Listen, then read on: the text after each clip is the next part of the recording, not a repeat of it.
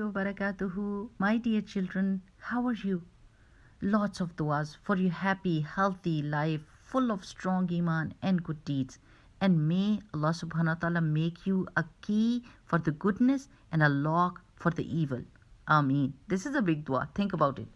Okay, now we are learning about the biggest gift that Allah subhanahu wa ta'ala has given us, and which is the permission of talking to Allah subhanahu wa ta'ala 5 times a day. Subhanallah. Okay, we have learned about the takbir tahrima, qiyam, ruku', and the thing which is super important is that we need to be relaxed, still, and calm in our salah, and our mind, our tongue, and our heart should be saying the same thing. We should be focused, our eyes focused on the place of sajda, and our body is in control, not moving around, still, and doing the same thing. Okay, mind, heart, and tongue is doing the same thing. Now comes sajda. Okay, my dear children, sajda is when we put our forehead, our face on the ground in front of Allah subhanahu wa ta'ala.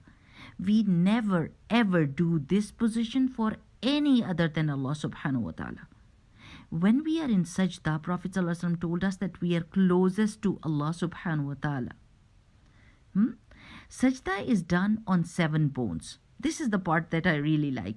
That 2 palms, we put our 2 palms on the ground fully. Like our hands should be straight on the ground. Okay? And then our forehead and our nose should be touching the ground. It shouldn't be like the forehead is touching and the nose is up. No, every single thing is going to touch.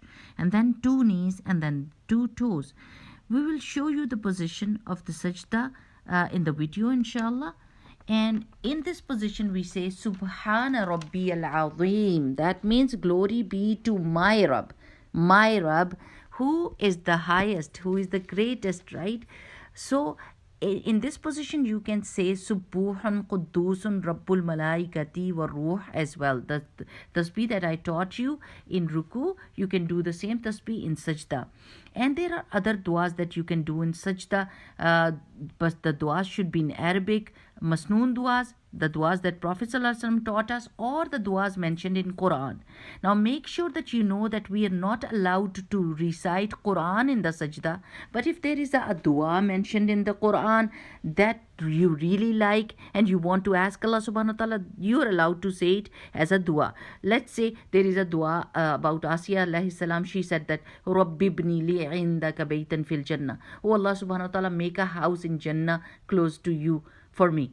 That is a beautiful dua, and I would love to make this dua.